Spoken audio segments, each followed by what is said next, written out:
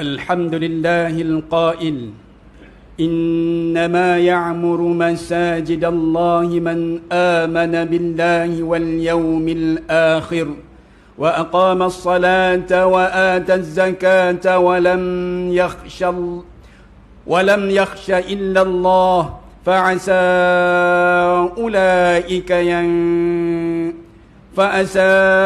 أولئك أن يكونوا من المهتدين أشهد أن لا إله إلا الله وحده لا شريك له وأشهد أن محمدا عبده ورسوله اللهم صل وسلم على سيدنا محمد وعلى آله وصحبه أجمعين أما بعد فيا أيها المسلمون اتقوا الله أوصيكم وإياي بتقوى الله فقد فاز المتقون قال الله تعالى يا أيها الذين آمنوا اتقوا الله حق تقاته ولا تموتن إلا وأنتم مسلمون.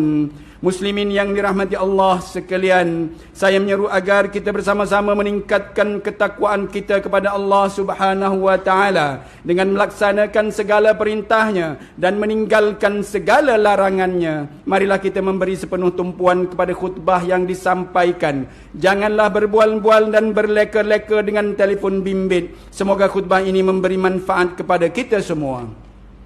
Mimbar Jumaat pada hari ini akan membicarakan khutbah yang bertajuk Masjid Rumah Keduaku. Hadirin Jumaat yang dirahmati Allah, masjid bermaksud tempat sujud. Dari segi istilah, satu tempat bersujud yang dibangunkan untuk melaksanakan amalan ketaatan dan ketakwaan kepada Allah Subhanahu wa taala. Sujud meletakkan kedudukan manusia paling rendah di hadapan Allah Subhanahu wa taala. Masjid merupakan tempat ibadah khusus seperti solat dan beriktikaf bagi orang beriman, malah syiar dan lambang kesatuan umat Islam. Allah Subhanahu wa taala menjelaskan bahawa orang-orang beriman adalah orang-orang yang layak untuk memakmurkan masjid-masjid Allah. Di samping itu, masjid menjadi tempat di mana seseorang hamba berada pada kedudukan yang paling akrab dengan Tuhannya. Firman Allah Subhanahu wa taala dalam surah At-Taubah ayat 18 yang telah dibacakan pada permulaan khutbah tadi yang bermaksud hanya sahaja orang-orang yang layak memakmurkan, yakni menghidupkan masjid-masjid Allah itu ialah orang-orang yang beriman kepada Allah dan hari akhirat serta mendirikan sembahyang dan menunaikan zakat dan tidak takut melainkan kepada Allah, yakni dengan adanya sifat-sifat yang tersebut. Maka adalah diharapkan mereka menjadi dari golongan yang mendapat petunjuk. Hadirin sekalian, seperti yang kita fahami, sejak zaman Rasulullah sallallahu alaihi wasallam, masjid bukan terhad sebagai tempat beribadah semata-mata, namun merupakan pusat kegiatan dakwah.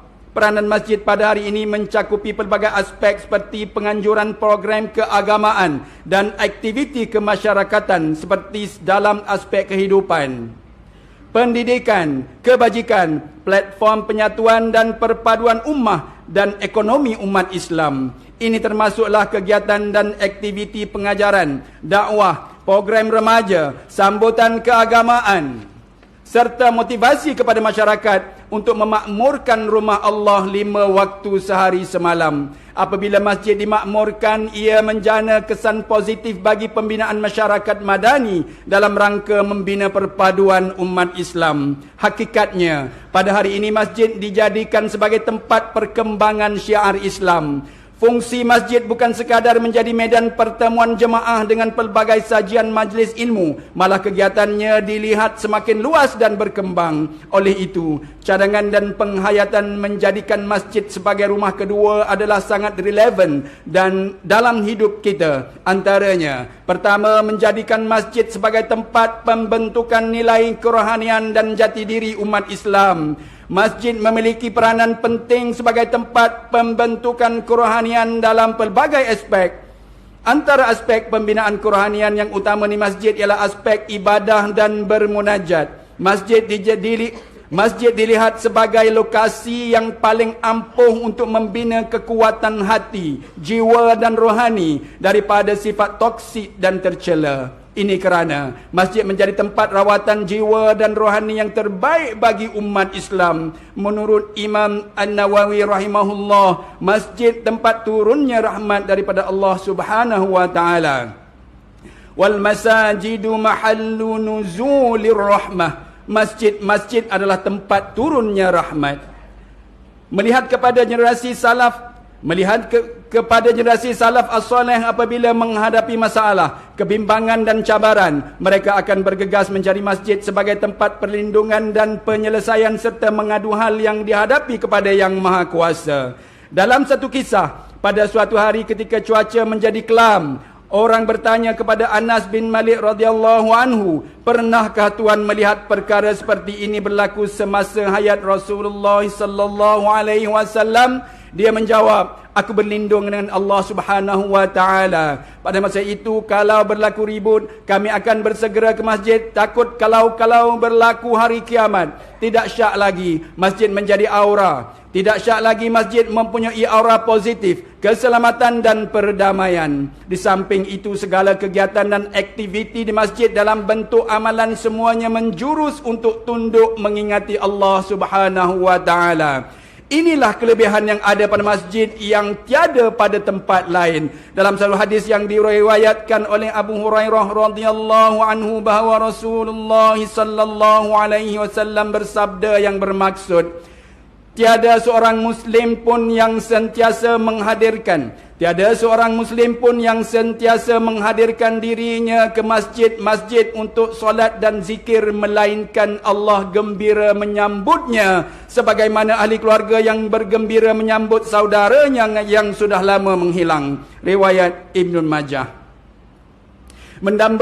Kedua, mendambakan masjid sebagai pusat ilmu pengetahuan, pendidikan dan pengajian agama. Dalam menjadikan masjid sebagai pusat pendidikan dan pengajian Islam, kelas pengajian dan kuliah agama yang dijalankan bukan sekadar memenuhi aktiviti dakwah bulanan. Malah, bentuk pengajian yang disampaikan mestilah menggunakan sukatan pengajian yang lengkap, mahupun berkitab bagi mewujudkan proses rantaian kesinambungan ilmu pengetahuan pada jemaah secara berkala dan konsisten. Ini bagi melahirkan umat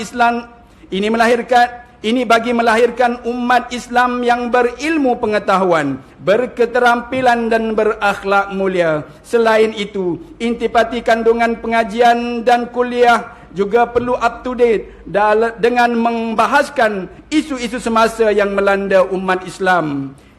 Ini dapat dilihat apabila berada di masjid. Rasulullah sallallahu alaihi wasallam selalu ingin mengetahui perkembangan semasa yang berlaku kepada sahabat-sahabat baginda yang berada di sekitar Madinah. Ada kalanya baginda memulakan pengajian di masjid dengan menyampaikan tazkirah dan mau'izah, iaitu nasihat kepada para sahabat. Hal ini sebagaimana hadis yang diriwayatkan oleh Al-Irbad bin Syariyah.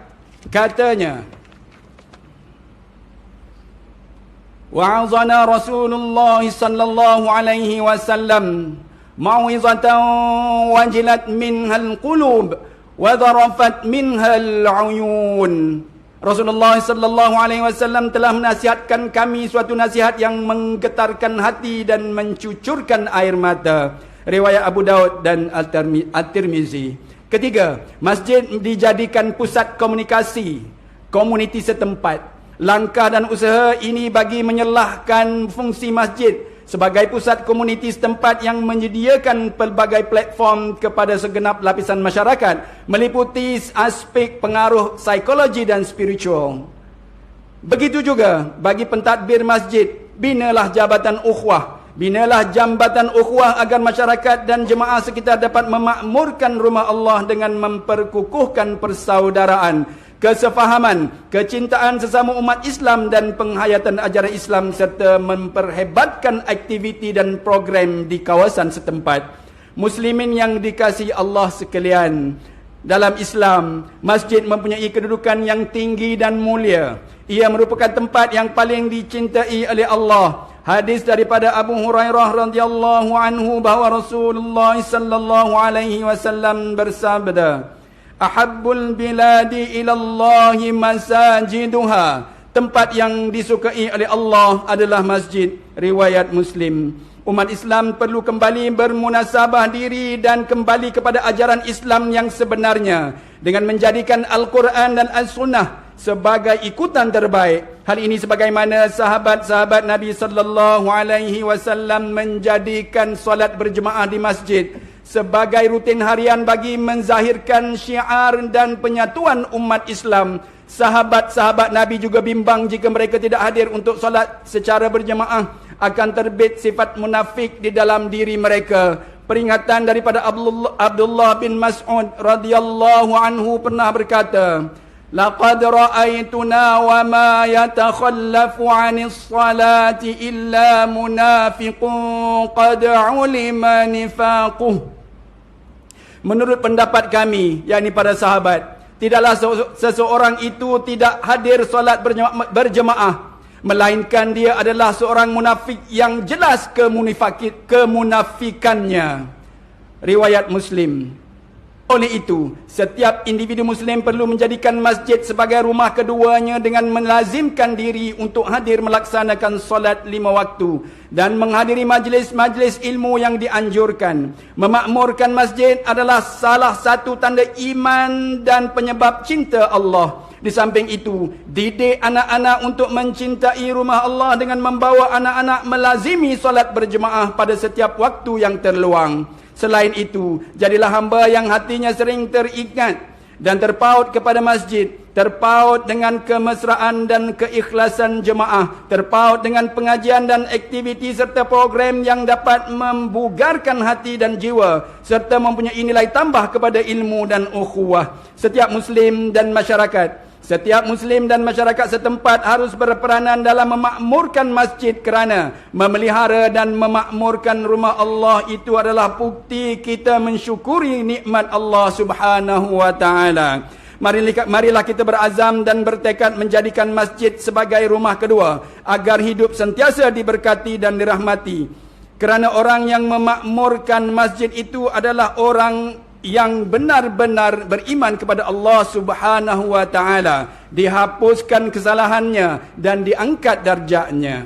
Hadis daripada Abu Hurairah radhiyallahu anhu bahawa Rasulullah sallallahu alaihi wasallam bersabda yang bermaksud, sesiapa yang bersuci di rumahnya kemudian berjalan ke salah satu rumah Allah yakni masjid untuk melaksanakan kewajipan yang Allah tetapkan, maka kedua langkahnya yang satu menghapus kesalahan dan satu lagi meningkatkan darjat. Riwayat Muslim. Hadis daripada Abu Sa'id Al-Khudri radhiyallahu anhu bahawa Rasulullah sallallahu alaihi wasallam bersabda, "Idza ra'aytumur rajula ya'tadul masajid fashhadu lahu bil iman." Apabila kamu melihat orang yang biasa ke masjid, maka naik saksilah bahawa ia orang yang beriman. Riwayat At-Tirmizi. Hadirin yang dikasihi Allah sekalian, kesimpulan khutbah yang dapat kita ambil pengajaran pada hari ini adalah: 1. Umat Islam hendaklah meyakini bahawa masjid adalah tempat ibadah dan menjana ketakwaan.